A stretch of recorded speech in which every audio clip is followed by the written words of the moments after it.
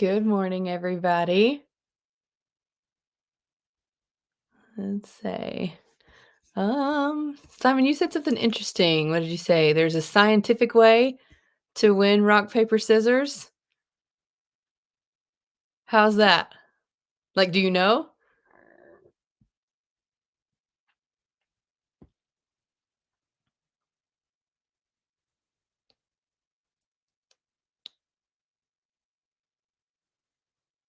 That could be a valuable skill to have because so many big decisions are made over rock, paper, scissors.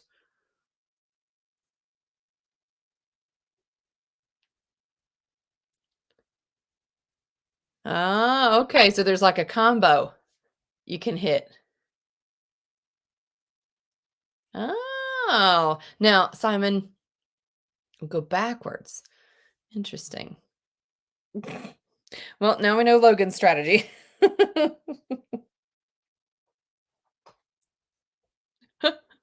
Yeah. Simon, what if both people that play know that situation?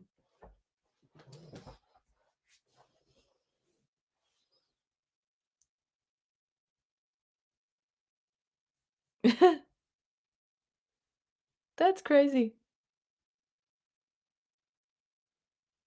Just using paper. Well, it's the least threatening of the 3, isn't it? But it will beat rock. Hmm, there you go. Yes, they are. They are. Oh my gosh, that is funny. All right, everybody. Good morning officially. We are going to be doing some review today of parts of speech, and then we're going to be learning parts of the sentence. And so, if you've not taken notes on grammar up to this point, you feel very good about all of the parts of speech. You may want to take some notes today if you're new to my class, because I've got a new way of teaching like direct and indirect objects that I don't know that may require a few notes. So we'll get to that in just a little bit. So yeah, this is going to be a review. If you had me last year in English 2, this is going to seem real familiar, and you may not need to take notes. Okay, then we're doing a little bit of poetry. We're going to be reviewing for a quiz that you got this week, and then we've got vocabulary.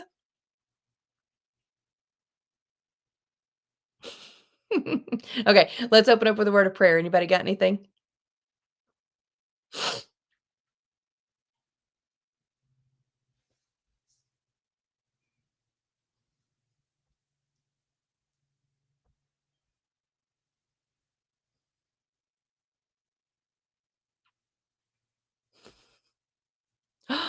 Allie.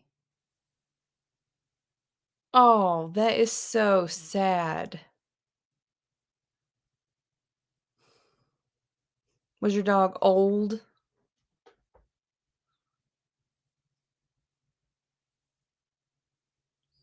not crazy old, but depending on the breed. Well, Allie, my condolences. I know that that's hard on your whole household.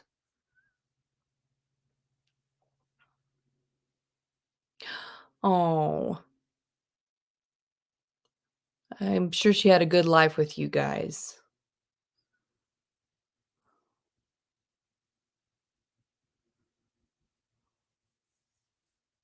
Okay, Logan, so we'll pray for that for you to learn your solo. That isn't Austin 9. That is just so sad. We'll pray for your family over that. Okay. Looks like that's about it. So let's open up with the word of prayer and then we will get to our lessons. Heavenly Father, I want to lift up Logan to you today as he is getting prepared for a solo that he's doing. Help him to be able to lock it in and perform well, be confident. And Lord, I want to lift up Allie and her family for the loss of their beloved pet. Lord, it's a hard reality whenever we have pets that we have to say goodbye to them. It seems way too soon, and I pray for their grief and their loss in their home. And these things we ask in Christ's name. Amen. Okie dokie, guys. Just reviewing parts of speech. Let's get volunteers to take a sentence and above the sentence, give me all the parts of speech because we've done all 8 now. Austin, you want 4? Okay. Austin belongs to 4. Wesley, you can have number 2. Logan, you can have number 5.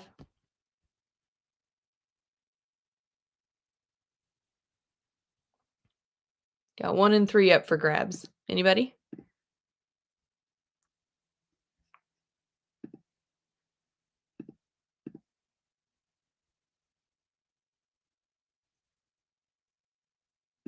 Verb. Good, good, good.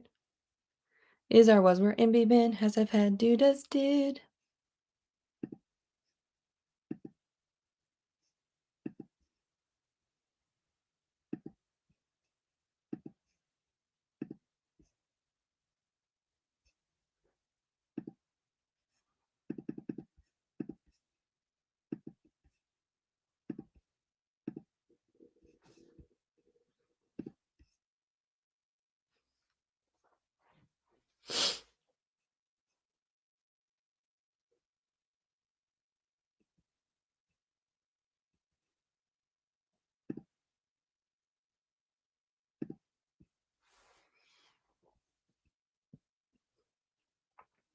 Not is not a verb, Austin. There you go, Wesley. All correct on number 2. Good job.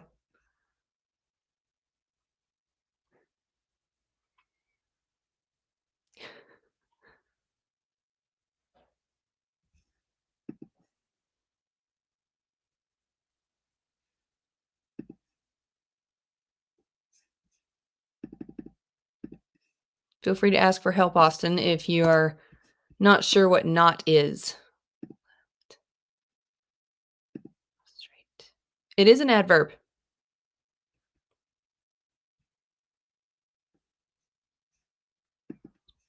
Good. Yep, not is not a verb. Although you do find it a lot of times in a verb phrase like did placate.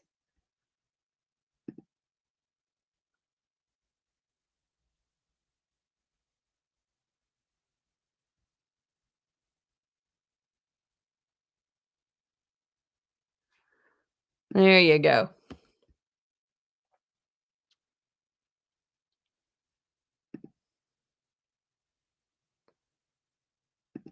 Excellent. The takeaway here is yes, lots of these answers are just, memorization, memorization, spit it out, spit it out. But then some of the words we have to slow down and think about. So the danger of level 1 in our workbook, the danger of level 1 is we get on autopilot and we tend to just spit out the answers because we have to label every single word. It seems just like a lot and we get into a rhythm.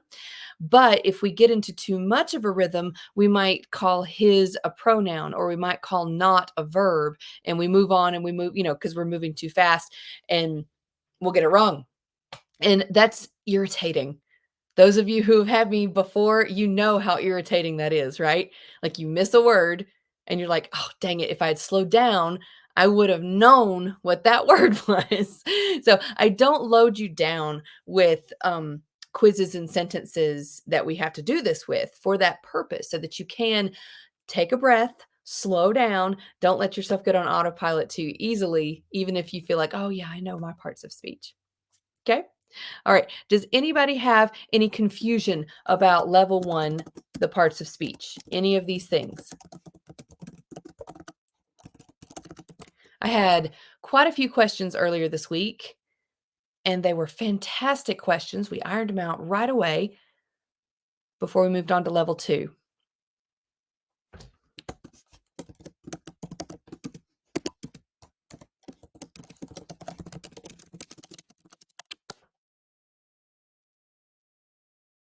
What are we reading this week? We're not starting anything this week. We're starting The Adventures of Tom Sawyer next week.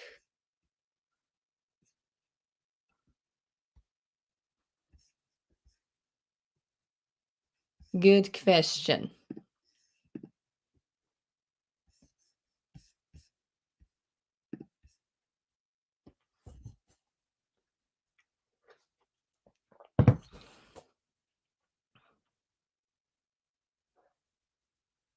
I'm making sure there are no questions coming up about these parts of speech because we're about to move on.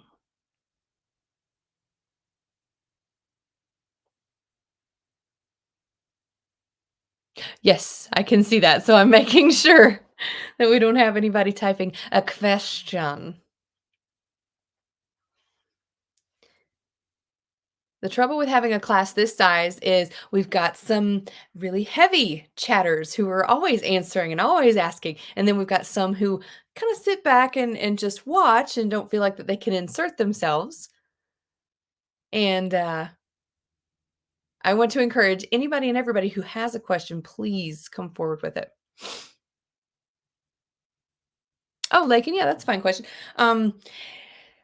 I don't really require it yet. I encourage it though. I'm letting you guys get your writing feet under you before we really hammer that MLA format though.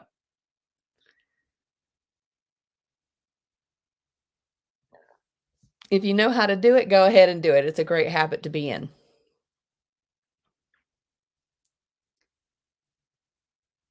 Oh, that should be in the welcome folder. It is. I made a video. Yeah, you can Google it, but I also made a little tutorial video, my own brand.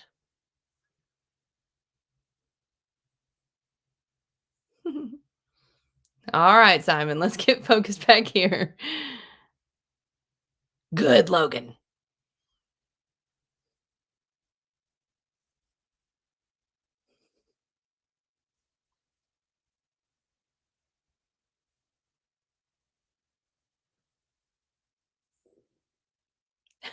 Low roll.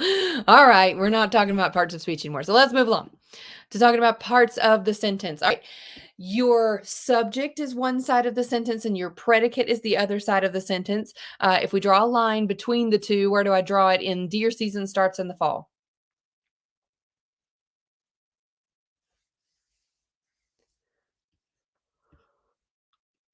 After season, before starts, because starts is my action verb, right? Handwriting is tough. Ah, Logan. Correct. Logan got it. Like, and I'll give you 5 points for that too. Logan +5 and Lakin +5 because it's supposed to be DEER season. What is my subject of that sentence?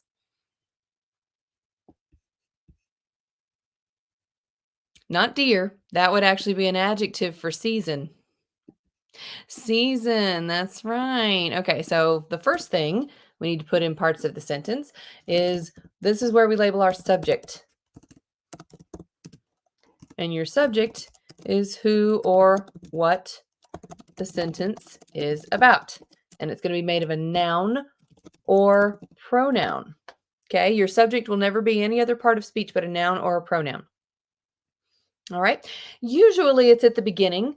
Like 92% of the time, it'll be at the beginning of the sentence, although there are a couple of really irritating sentence structures where they're flip flopped. I hate those so much because our language is supposed to be subject comes first.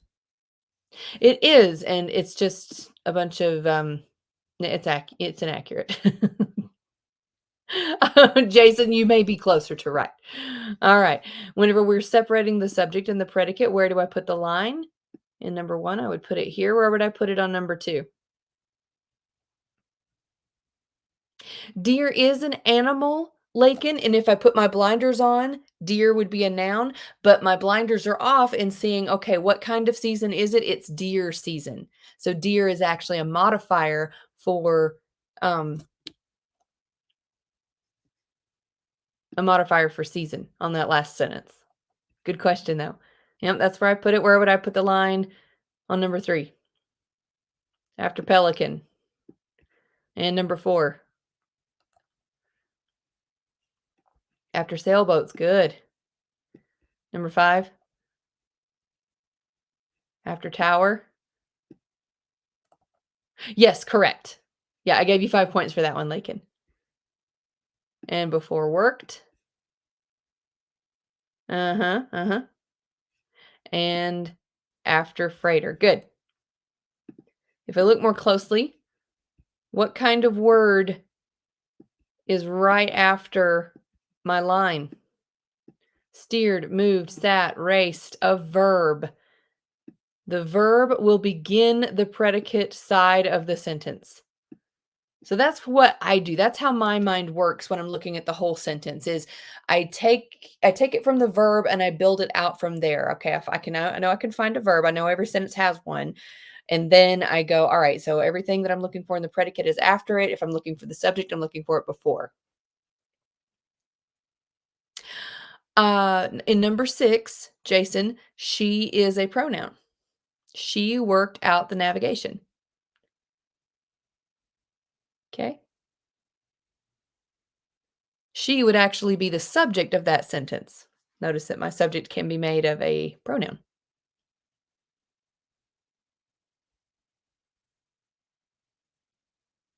Still trying to figure out that possessive pronoun versus possessive adjective thing, huh? Just popping back over here. Oh, I skipped a slide. His alacrity. His is an adjective because it is telling us which alacrity. If I didn't have alacrity in there, if it was missing, his did not placate the gruff seaman, then that would be a pronoun. But we did have the noun alacrity, which just means enthusiasm. Okay. I skipped this slide somehow. Anywho, all right, talking about the order of our language, and this is important because some of you are taking foreign languages right now, aren't you?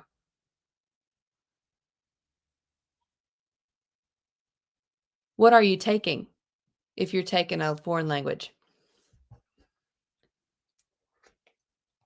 I don't know if it does or not. Is Morse code just English and dots and dashes, or is it a whole nother language? Sign language is recognized as a foreign language.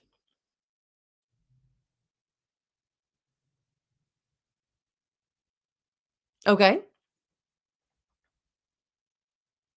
cool. The Spanish?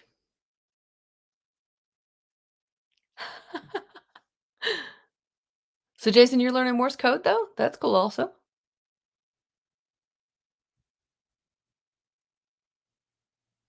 Are you serious, Nathan?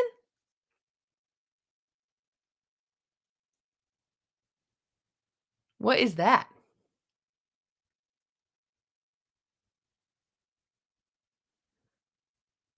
I don't even know how to say that. Malayalam. Malayalam? It looks like the word Malaysia. Am I close?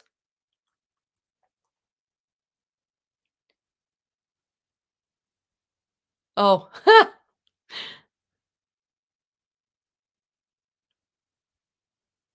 yeah, I'm curious what that is. Nathan, it's probably the best way to learn a language fluently, though, is to be immersed in it, like around your family.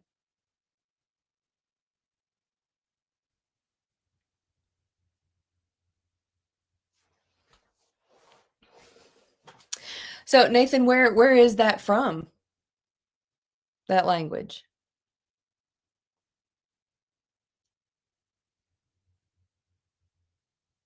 Oh, that's an interesting way to learn it.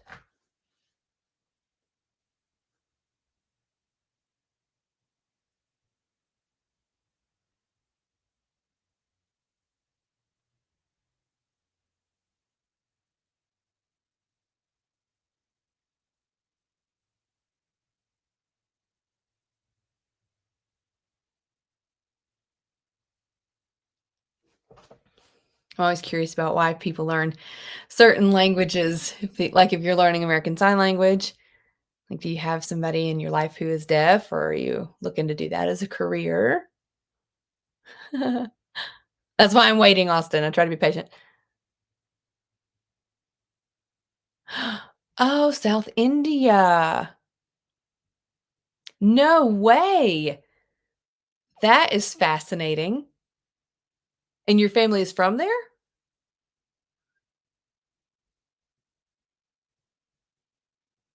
That's wicked cool. So Nathan, is English your first language, or is this other I can't even remember how to say it.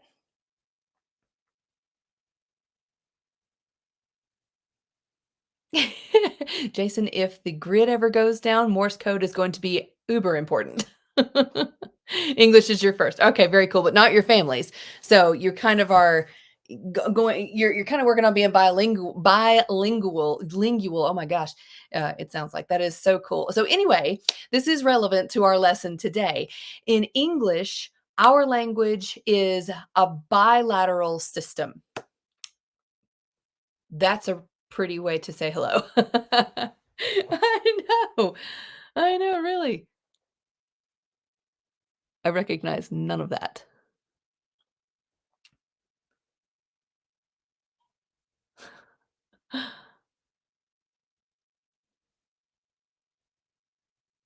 It's really pretty, though. I know, right? Those are, like, pretty. They look like pictures. Like, there's little bubble, big bubble. Man, I bet that's hard to learn. I think any Asian language is hard to learn from English. So, you're learning English to Spanish. The alphabet is pretty much the same, Russian, it starts to get a little bit varied, but still you recognize a lot of the same symbols. You go from like English to Japanese, like there's nothing similar. Like they don't even write the same way. Oh, I do. I know, it's just busy talking, not paying attention, you sillies. Sukamano. Sukamano? Well, I'm lost.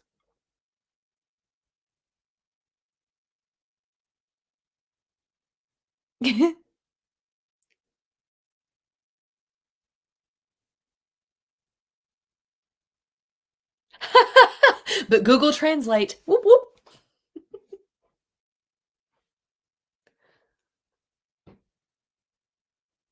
I know, that is wicked cool. So I have some questions for you.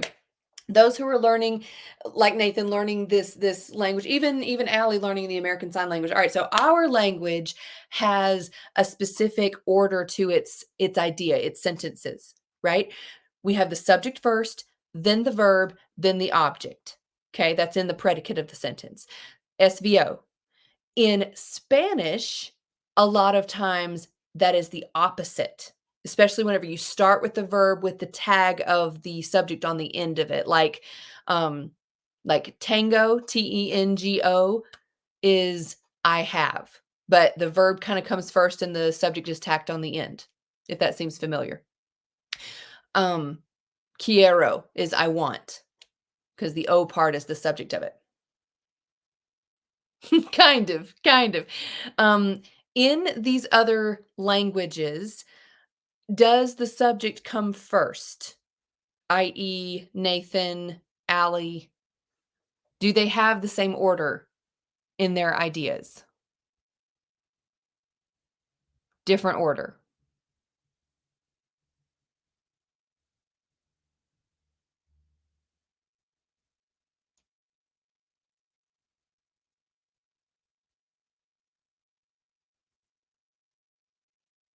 I understand sign language sentences are often out of order too, from what we use in English. Mhm. Mhm. So it's a true translation. It's not just like Morse code is like just taking, these symbols and making different symbols for the same order.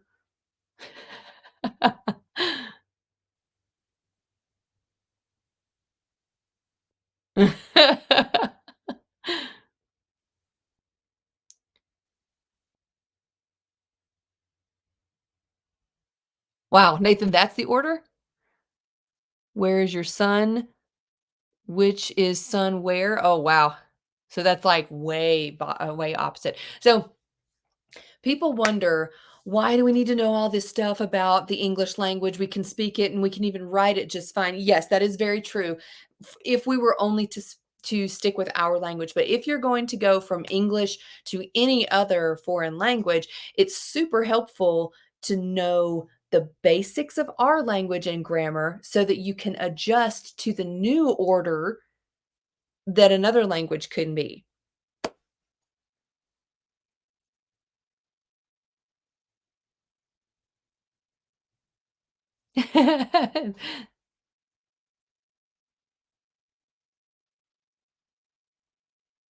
Spanish is not boring. Very good. Okay. Anywho, let's move along to what this is going to look like. Sorry, imagine that water is not here. Imagine that water is at the end of the sentence. There we go. All right.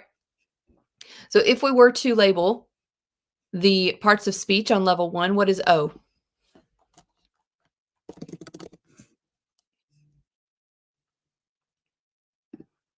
An interjection. What about the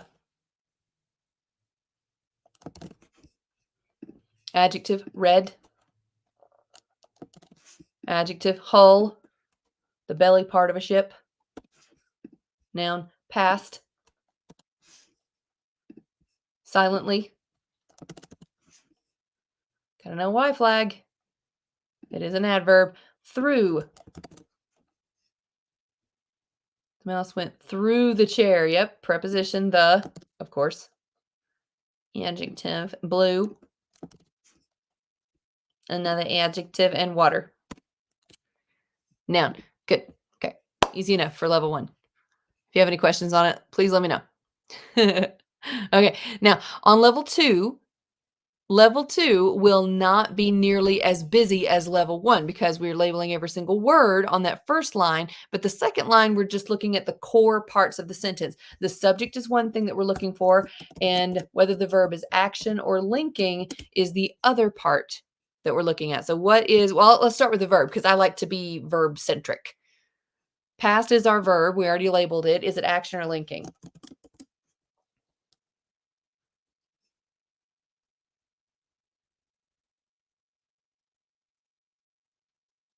Tis action. What is the subject?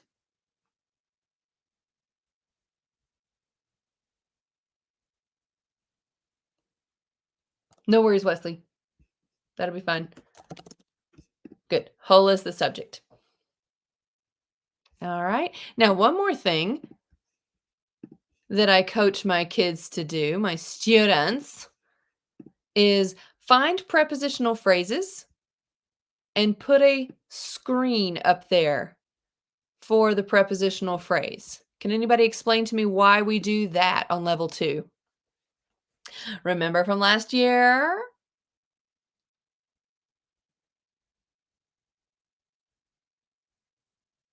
Why do we put that big screen up there? Nothing on level 2 is found inside of a prepositional phrase. Correct. Yep. Not the subject, not the verb, nothing else in the predicate is ever going to be found inside of a prepositional phrase. And so if you put the block up there, the screen, whatever you want to call it, then you've eliminated, you know, that area of the sentence. I'm not even looking for anything there. It's out of bounds. So that's what I coach my kids to do. Alrighty. Let's move along to talking about what else is in a sentence other than the subject and the simple predicate, the action or linking verb. We have the rest of the predicate to deal with, if there's anything there. And when we have an action verb, we have certain things. And when we have a linking verb, we have certain things. We're going to be coming back to the linking verb in a few minutes. Remember the equal sign trick, okay? Because the type of verb determines the rest of the sentence structure.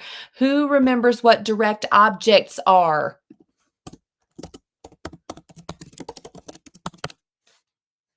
Oh, no. News to Jason. Maybe you want to take a note or two.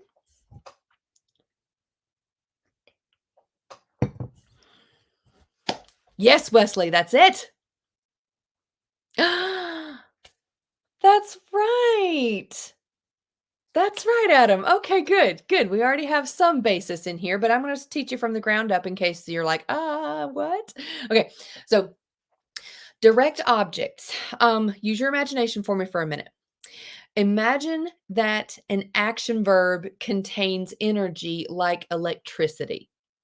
That's not hard to figure because it usually takes some sort of energy to make an action verb happen, to make it move or what have you. So imagine that that action verb contains electricity. And what does electricity want to do? Yes. Electricity is not very good at sitting still, is it? It's hard to contain it. It wants to move to something. It wants to move down the electric fence. It wants to go from this cloud to the earth. It wants to shock me as I get out of my car in the wintertime. Well, it wants to discharge, right? And that's kind of what it's doing is wants to discharge. So a little bit of physical science in there for us. Anyway, that electricity, I know I hate getting shocked so bad. Like it's irritating to me. All right. So when that electricity, that energy wants to move from the action verb, what it moves to is our direct object. Adam, that's weird. That you enjoy getting shot. I must have had like a core memory experience with my cousins or something. My my cousin, I bet this comes from my cousin Travis, where he would scrape his feet along the carpet and then shock me. It's got to be where that comes from. Anywho, got a little bit of PTSD in there. All right.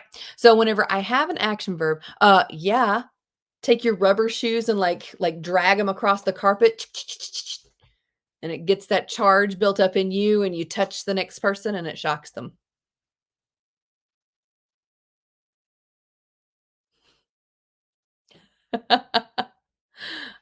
Worst prank ever, Austin. I hate that. Oh, yes, I have been shocked by an electric fence before. It may come from that too. Do you really like it? You run electrical wires yourself? Oh, yes, trampolines are bad about static. Wow, Lakin, that is cool. So, yeah, just electricity is, part of your world. Oh, man. I guess you could get used to it eventually. All right. So let's look at a sentence. How does this work in a sentence? I've got some real simple ones up here. Popeye eats spinach. Now, Popeye is my subject. My action verb is eats, right? So I'm just going to put AV. It is AVP, but for space purposes, I'm just going to do that. Okay. What is being eaten? The spinach is being eaten. So spinach is taking the shock of electricity, if you will. It is our direct object. What is being eaten? The spinach. The spinach is taking the energy. Toot, toot. Okay. I still love someone. I is my subject. My action verb is love. What's who or what is being loved? Someone. So someone is in red. It's my direct object. He is my subject. Greeted is my action verb. Who or what is being greeted?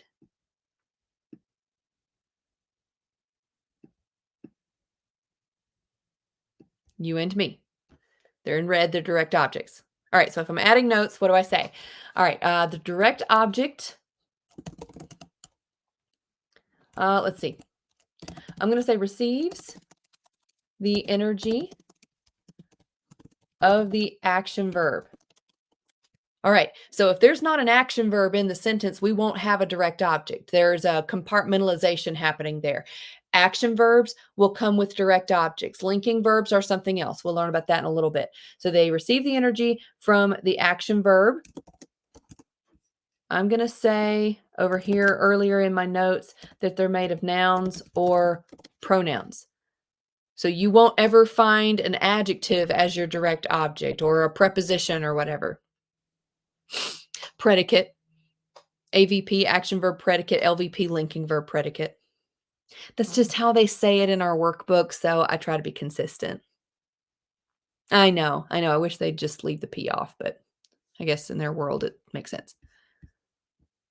We'll conform with a roll of the eyes.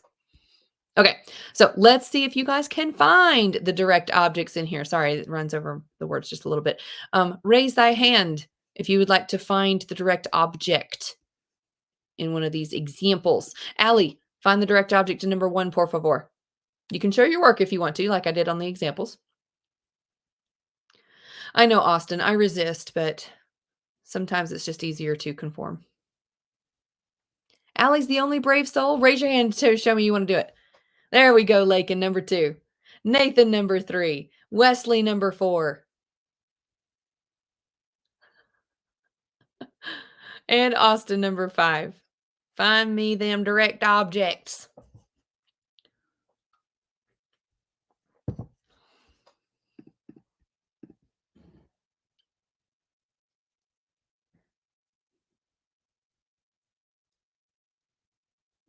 Ah, good. Island. Good job.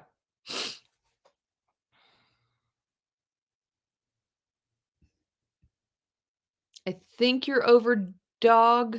That's correct. Vocabulary is correct.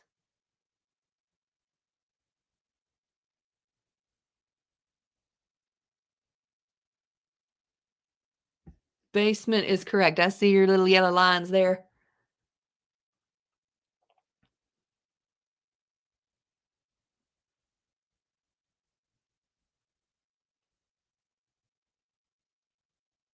Nathan, yeah, dad's is going to be a possessive noun there, but was dad what Justin was washing and waxing? That'd be weird.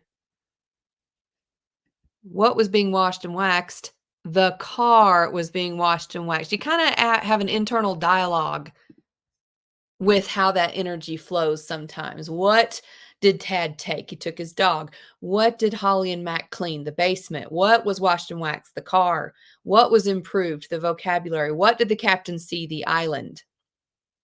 So that energy, that's less of a visual representation of what happens, but that is how it goes. Okay. Let's see if anybody has any questions on that. This is new to some of you, I realize. Jason, is it firing just right to make sense in your brain? It's really not too complicated. Okay. Maybe just take some practice. I promised you if Jason's a little fuzzy on it, somebody else may be too.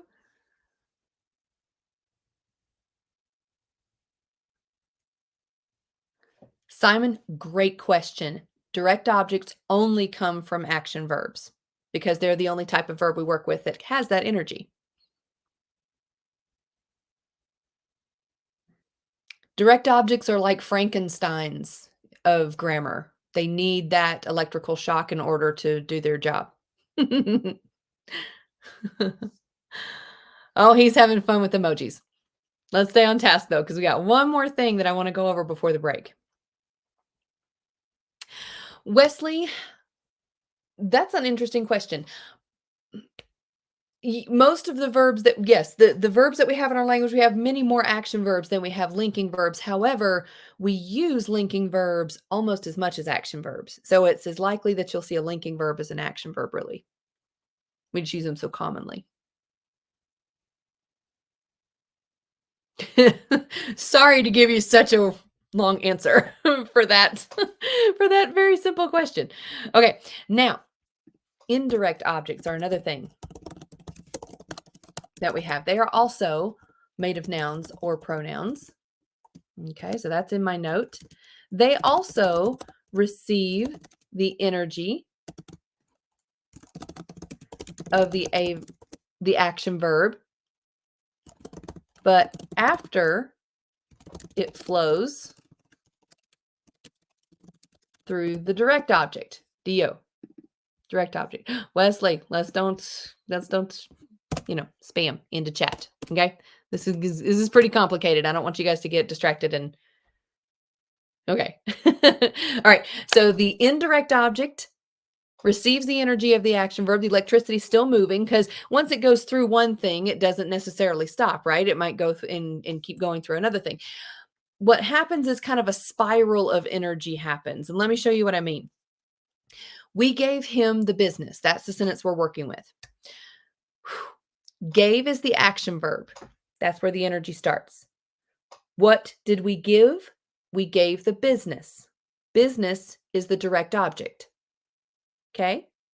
Then the energy kind of keeps going. Who did we give the business to? We gave it to him. So him is the indirect object. All right? This is going to take some practice. So the note says the indirect objects do receive the energy, but after they flow through the direct object there. All right? So the order that you'll see this is we've got the action verb comes, then the indirect object is in between the action verb and the direct object. It's almost like a little sandwich, which is what causes that spiral of energy. Okay.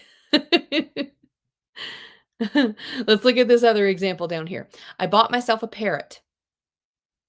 This is not a complicated sentence, not seemingly, but let's watch that energy. I is the subject. All right. Bought is the action verb. Oi, oi. Don't get that complicated. All right. What did I buy? I bought a parrot. There's my direct object. Okay. And who did I buy the parrot for? I bought the parrot for myself. So myself is the indirect object. I didn't buy myself. The energy didn't go to myself first, right? It had to go through parrot first. Okay. Let's look at a couple of examples over here. I won't get volunteers on this one. Let's work through these together. Sally passed her father the broccoli. Let's start. Okay, father would be our indirect object. Good. To show you my work, like in math, what was passed? There's my action verb. There's where the energy starts. What was passed? The broccoli was passed. Who was it passed to? It was passed to father.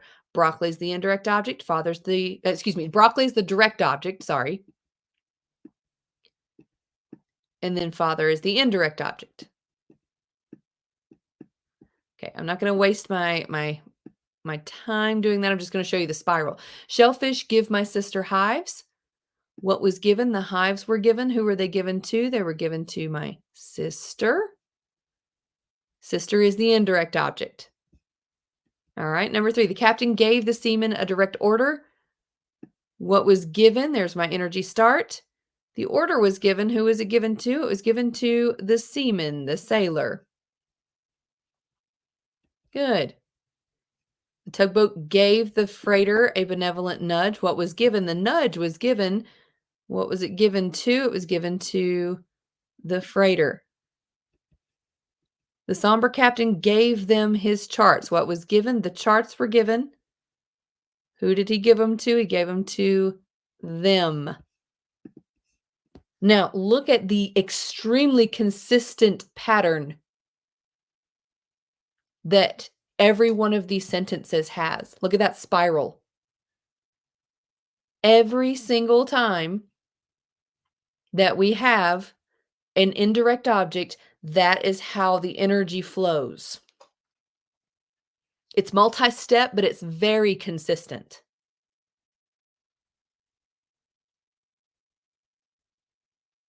I know I like it whenever it's so consistent. There's not that I can think of any exceptions to it, which I don't get to say very often in English. There's always a stinking exception, except in this case. Okay. I think we should let that simmer. It is halfway through class, so it's time for break. Okay, Wesley's got a question. Correct, Wesley. So the flow of energy is like out of the order of how you write the sentence. I don't want that to be a point of confusion, but the flow of energy really is the best way I can figure to lock it in for everybody. If you've never had me before, typically direct and indirect objects are pretty confusing, but this lesson is a way that you can remember it. All right. We'll come back. Like I said, let that marinate a minute. Let your brain take a break, and then we'll come back and we'll maybe touch on this one more little time and then move on to the last thing in grammar today. Oh, I don't care if you guys have Mike. Nathan, are you going to translate that for us? Oh my gosh. Look how pretty that is though. I just love that that those letters.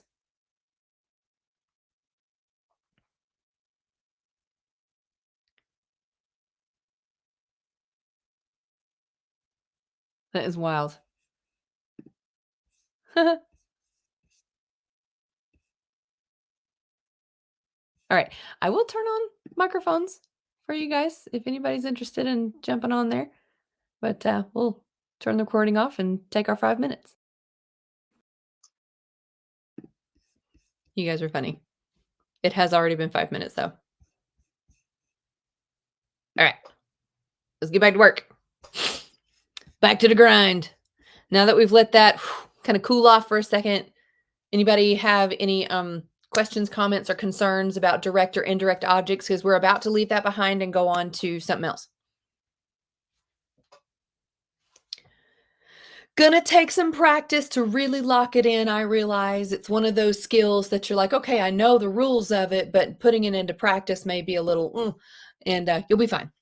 You'll be fine. We'll do enough practice that you are not going to be super lost in it. But do keep those notes. I do recommend that. Okay, so so far we've been talking about what happens in the predicate with an action verb. What about what happens with a linking verb? Linking verbs are way easy and way boring. Okay. In fact, we don't recommend writing with a lot of linking verbs because they're so boring. But anyway, that's neither here nor there. So an action verb's got this energy and it's moving and it's all these things. Linking verbs do this. No movement, no nothing. They just take one side of the sentence, link it to another. Boo. I know, really. Okay, so what is the part in the predicate that goes with a linking verb? It's called a subject complement. And no, I did not spell complement wrong. Compliment with an I after the L is like, oh my gosh, I love your hat. Like, your shoes are so pretty. Those are compliments like praises, right? Compliment with an E after the L, compliment, means complete. So look at that very short sentence. This movie is funny. Movie is the subject, is the linking verb. So boring. And funny is the subject complement. I have completed the subject by saying what it is. It is funny. So pretty. It is. Well, it's like a link to a chain, like a linking verb. It just links the subject to the subject complement. Okay, so something that may be a little confusing about subject complements is they can be made of nouns, pronouns, or adjectives. So that's a little wrinkle in it. Yeah. Yeah, because funny is an adjective, right? Go for the wood beam, though, if that helps you. I think of a link in a chain. Is it? Well, I guess subject complements needed a little complexity. So they were like, we're going to be adjectives as well as nouns and pronouns. We can't be that consistent in English grammar. That would make it too easy. Okay. So, yeah. So if you're thinking of the equal sign trick, your subject complement is whatever's on the other side of the equal sign. All right, and it's that easy. The subject complements are really not that hard. They are the other side of the equal sign from the subject, if you want to define it for yourself. So we've added what the subject is, the predicate, and all the things that are in the predicate, the direct object, indirect object, and the subject complement. Anybody have questions? You're like, oh, I really would like to hit this. I have a question about this.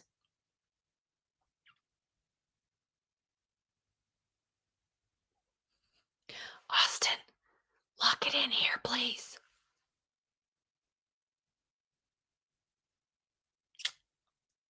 He's like, I was already typing that. All right. I don't see anybody talking about anything relevant to the grammar. So let's move on to our confusing words of the week. Way and way. There's actually a third way. I'll give 5 points to the person who can tell me what the third way is. I forgot to add it here. Wesley and Jason. I'll give both of you points for that. I typed way up there. Wesley, 5 points. And Jason, someone in your household drinks whey protein. Uh-huh,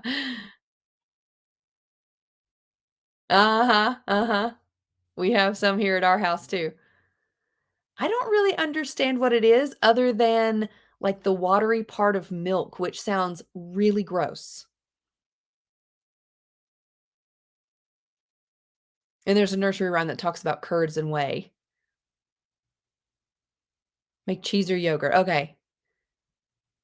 Yeah, yeah, same. Ew. Really? Usually people drink it when they're trying to build like when they're working out and trying to build muscles.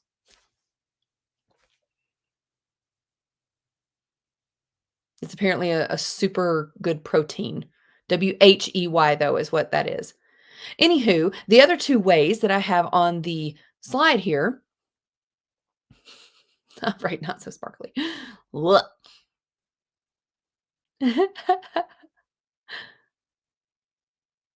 Okay, so way, of course, WAY is a noun, and then WEIGH, way, is a verb.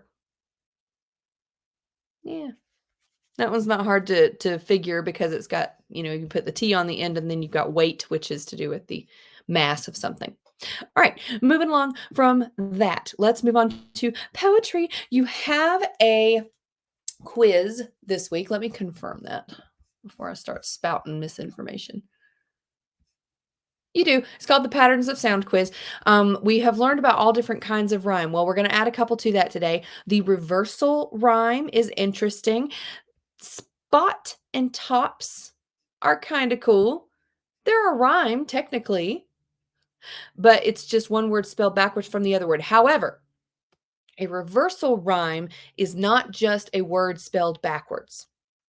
It is the sounds are spelled backwards, or the sounds are reversed. So imagine if you could hold a mirror up to the sounds of a word, not the letters, but the sounds. So look at late and tail.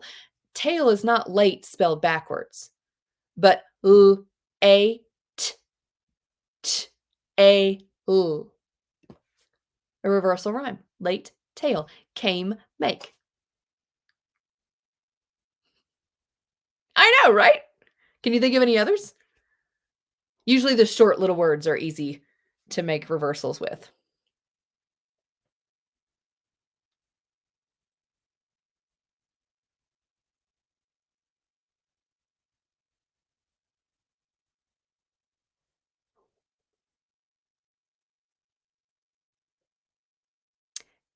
Immortal. Whoa.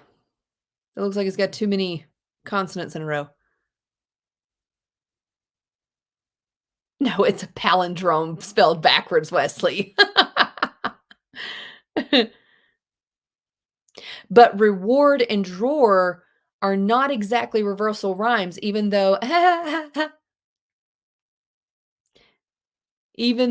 they are spelled backwards from one another. Well, right, race car is a palindrome, but race and car are not a reversal rhyme because the C sounds are different.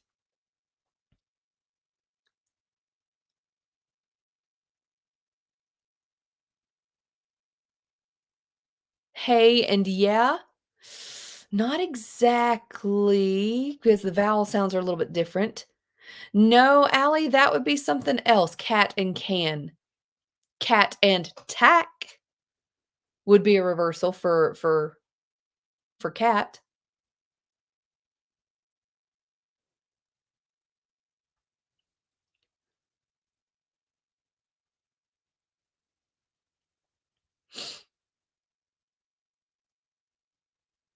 Nora, Aaron.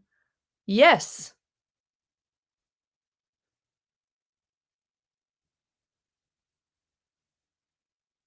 Nora a raft. Is it far, Aaron? That's an entire sentence, right? But Nora and Aaron are actually a reversal rhyme of each other.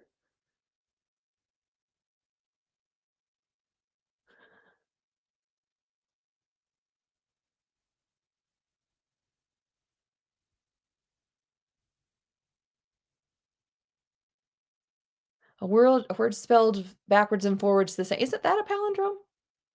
Mhm. Like Hannah is a palindrome. Taco cat.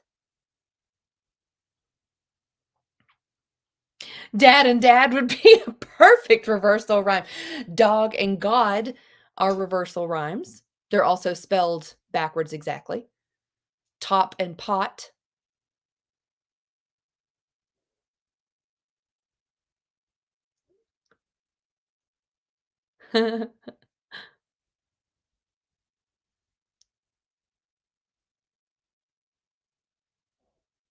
Oh, skillets and silks. Yes, except silks is missing the t sound of skillet. Skillets. Bat and tab. That would be a reversal rhyme.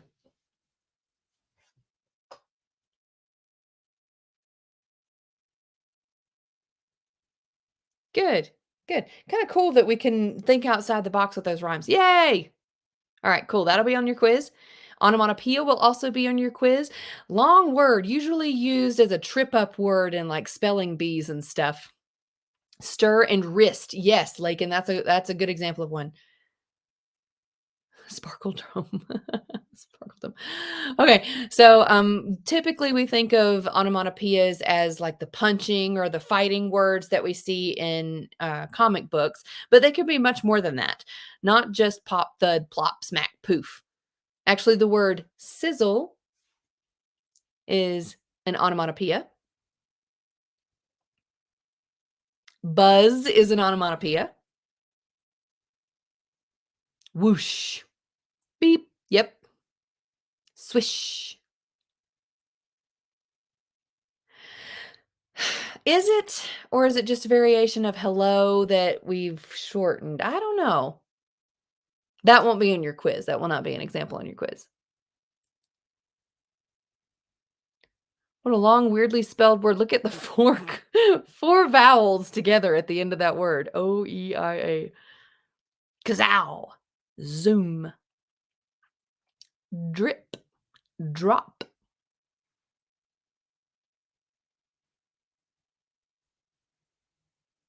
Simon, I could be convinced then. Plip plop. Bazinga. Ding dong. Here's a cool little poem that uses some strange words as onomatopoeia. Hear the sledges with the bells, silver bells. What a world of merriment their melody foretells. How they tinkle, tinkle, tinkle in the icy air of night. While the stars that oversprinkle all the heavens seem to twinkle. This is reminding me of Austin's uh, sparkles over here. With a crystalline delight, keeping time, time, time, in a sort of runic rhyme to the tintinnabulation that so musically wells from the bells, bells, bells, bells, bells, bells, bells, bells, from the jingling and tinkling of the bells. I don't know about silver, but tinkle, twinkle, and bells, definitely. And time, time, time, bells, bells, bells, bells. Those make me think of bigger bells. But then tinkle, tinkle, and twinkle over sprinkle, those make me think of little ones. Right. Ring-a-ling, yep. Mhm.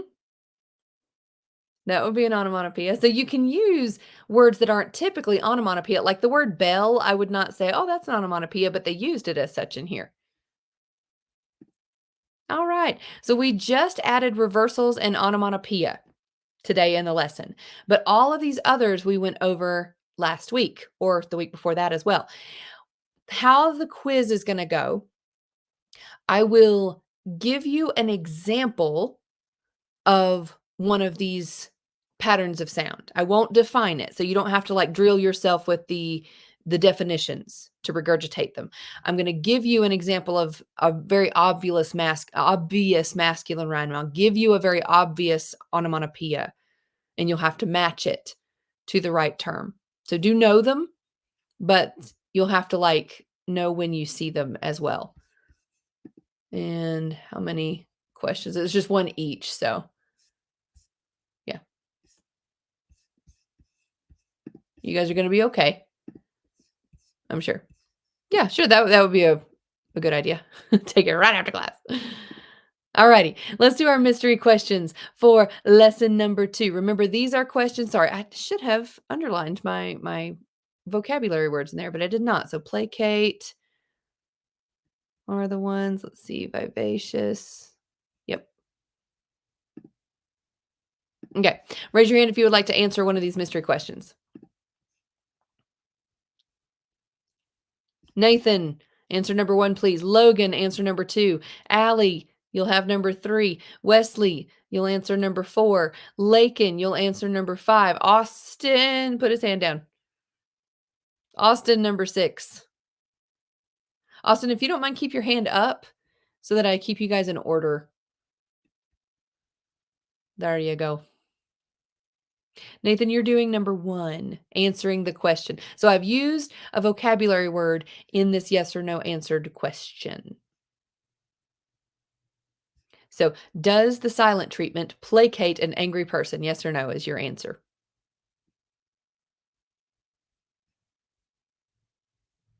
Austin, you're doing number 6.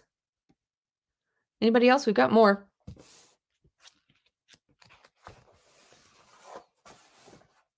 Anybody? Bueller. Bueller.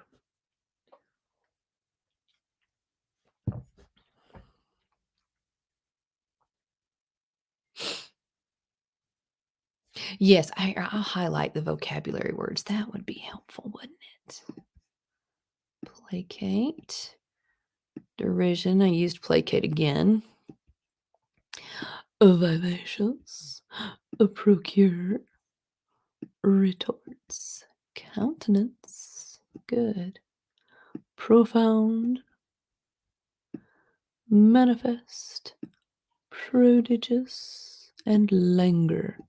Usually I highlight them already. I forgot.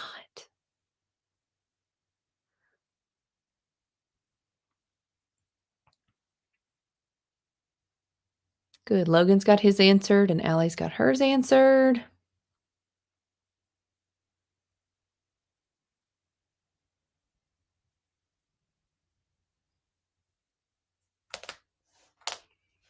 And I guess we'll just talk about the rest of them. Mm.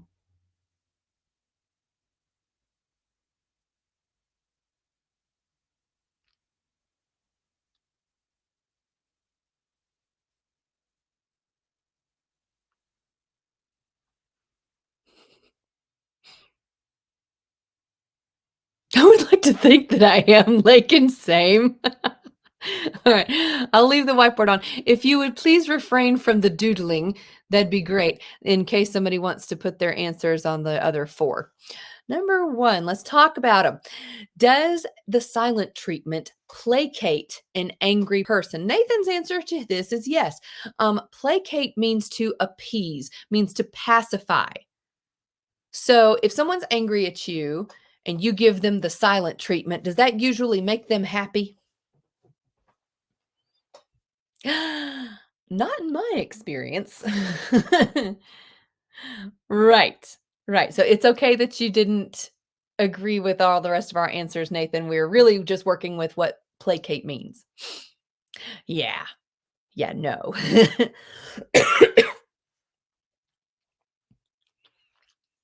Oh, Nathan, cool.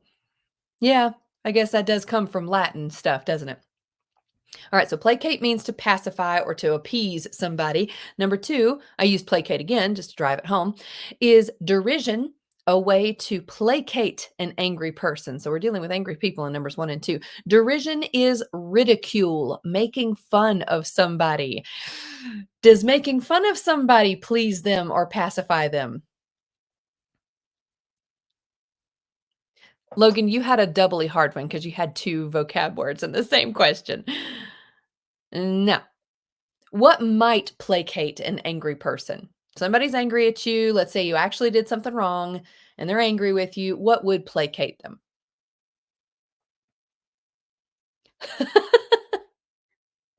How about an apology? How about it? Saying that they're right. Yes. Throwing some sugar at it. That never hurts. Maybe an apology with something sugary. That's the winning combo. You talk about placating somebody. Okay, number three. Is a playful kitten vivacious? Yes, they are vivacious, full of life. The little tiny kittens, while they bite and scratch and they can really tear your arms up, they are so vivacious and so cute, full of life until they crash, and then they're just cute and sleeping a lot. Aw. Okay, number four. Would a dehydrated person need to procure water? Yes, procure just means to acquire, just means to get it. Fancy word for get it. Yes. Dehydration, not a good thing. Number 5, I love this answer, so funny. Are you good at retorts? Retorts are a quick, clever reply. Lakin likes to think that he is. Same, although usually mine happen like the next day. Mhm. Yeah, a retort. I have the conversation, I can't think of anything, and then I think of something I mean, it's just the best thing that could have possibly been said, but it's not quick. It's like 24 hours later. Mhm. Yep. It takes somebody who's really good at thinking on their feet and doesn't get nervous like me. Isn't that just so irritating? You're like, "Dang it, I wish I'd never thought of it at all." Is he good at retorts?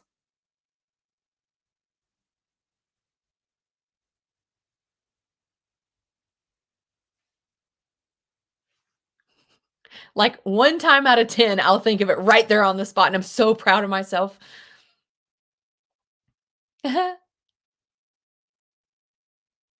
It's a talent. It is, if somebody's good at retorts. So if you're reading a conversation and you read somebody saying something and it said so and so retorted, that was like, oh wow, that was a quick, clever reply. And usually it leaves the other person speechless. That's nice and satisfying. Number 6. Are a person's eyes a part of her countenance? Yes. Countenance just means their facial expression. There's a ton. I forget what like people who are experts in body language say there are like thousands of combinations of the way a person's face can communicate, and the eyes are a huge part of it. But what are some other ways that people can even subtly communicate with their countenance, their facial expression? The way that the mouth moves or doesn't move, like even little twitches can be giveaways. Nose flares. Some people, their nose flares when they lie or something. Eyebrows are big. Right, the shape of the eyes, like, Ears, really? Oh my gosh, yes. Some people are bad about blushing. Where your eyes are looking means things. Looking up, you're thinking. Looking down, you're feeling guilty, I think. Yep. Mhm, mhm. Man, and people who play, like, poker professionally, they can pick up on the like, the subtlest little cues of a countenance. But the eyes are probably one of the key ones. No, me neither. I just always assume everybody's telling the truth.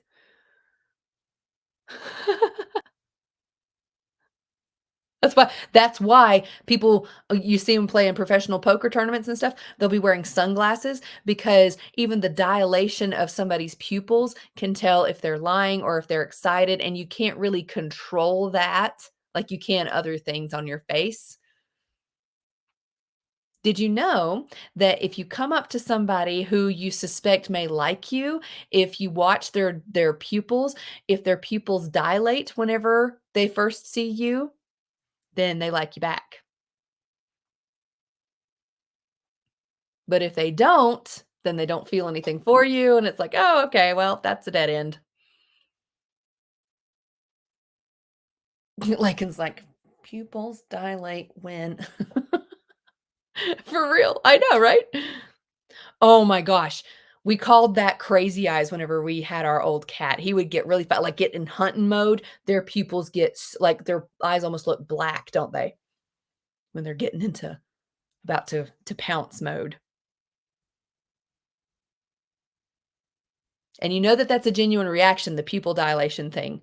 So if somebody's acting like they don't like you, but their pupils dilate whenever you're around, it's like, "Mhm, you just playing hard to get." Challenge accepted.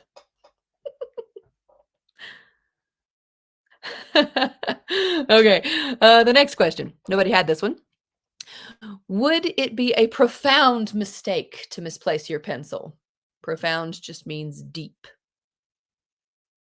Austin, you could just say people are weird, and that would be accurate.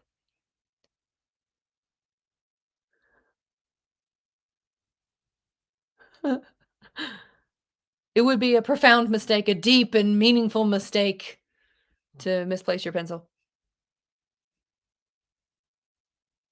Okay. Do you have a favorite pencil? I misplace them all the time, so it's not a big deal for me. Human is smart. Humans are stupid.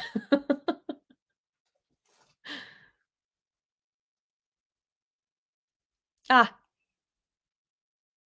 same. I tend to have a favorite hair tie.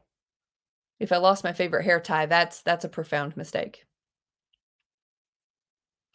Okay, profound means deep. Number 8, could a runny nose manifest as a symptom of illness? Yes, it could. It absolutely could. Manifest just means obvious, and so that's a lot of times the first. Well, what's the very first symptom to manifest whenever you're starting to get a cold? Can be a headache. Ooh, can be dizziness, can be a fever.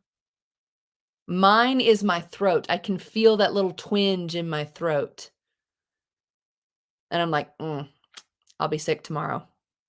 And I'm usually right. Ugh, that's the worst. Your ears. I guess it manifests differently. Manifest just means obvious, by the way. I guess a cold can manifest differently in us. Same, Logan. My throat is my tell. And then I start to get the stuffy nose, and then I feel like garbage. But manifest just means obvious. Mhm. Number 9. Did reading this question take a prodigious amount of time? No, it did not. Prodigious, huge. Now, be careful in this week's list. You've got profound and prodigious. They both start with PRO. Profound means deep, prodigious means huge. I can see how those two definitions could be mixed up easily. So be careful on that. Okay. Number 10. Would running 10 miles in a row produce languor? More than languor, weakness for me. I would need an ambulance. Languor, it just means weakness. Usually like, like a fatigue weakness or like an illness makes you makes you have a languor. It's it's not like a permanent weakness. It's like oh, I feel weak right now. Mhm. Same. I can sprint very short distances. Long distance running, I'm just not built for that. Same, Austin. You hear me running 10 miles and somebody's holding a gun to my head, probably. Yep. And they might as well shoot me because it'll probably kill me. All right, everybody. We are about done. You guys are so wicked fast and smart in here. You've got a cumulative vocabulary quiz. What that means is we are combining lessons 1 and 2. We're not leaving lesson 1 behind just because we just moved on to lesson 2. Okay. So, yeah. So make sure you study up on lesson 1 as well if you have not mastered all those yet. Um, the journal entry this week is kind of fun. If someone were to guess what kind of person you are based on your handwriting, what do you think they would predict? If they saw a letter that you wrote by hand. Ah, but give me a little bit more than just messy. Explain to me what they might think of you. Right, how old might they think you are?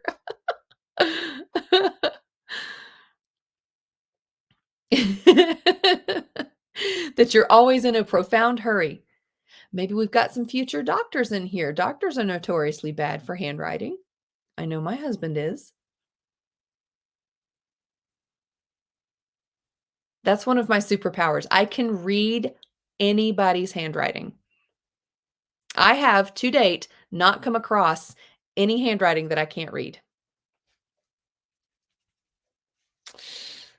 I bet I could do it. I'm telling you, I bet I could do it. It's from my public school teaching days. When kids had to write and actually turn things in, I had to just get good at deciphering the worst handwriting. Why are boys worse at handwriting? Why is that? Girls, y'all have pretty handwriting, I bet, don't you?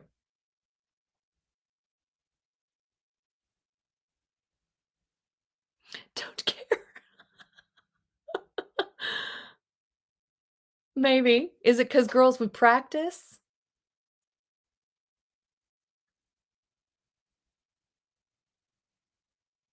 My girls are quiet in here because the boys are always taking the Me too, Allie. Who knows cursive? Give your parents a high five if you know cursive. They're keeping it alive. There you go, Faith. Okay, so girls are the doodlers. Boys don't doodle and practice writing their names pretty.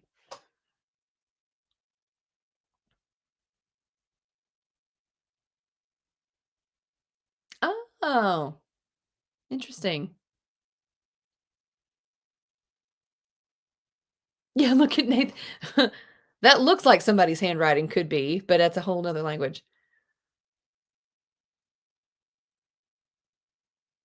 And Jason, some people learn just enough cursive to write their name to like sign their name, and that's all.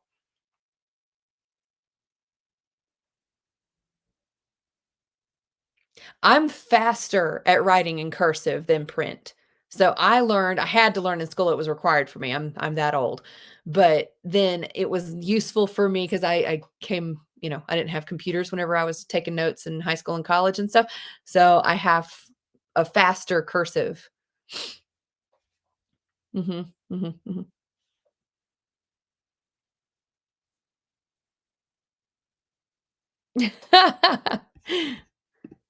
Homeschoolers are much more likely to learn cursive than public school kids these days. All right, everybody. Y'all were fantastic yet again. Not a surprise, right? Y'all are my last class of the day and the last class of my week, really. And y'all are always such a great way to end it. You're just awesome. I love it. Even though we got some quiet ones in here. All right, everybody. Y'all are dismissed. I will see you later. See you next week. Bye. Thank you guys. See ya.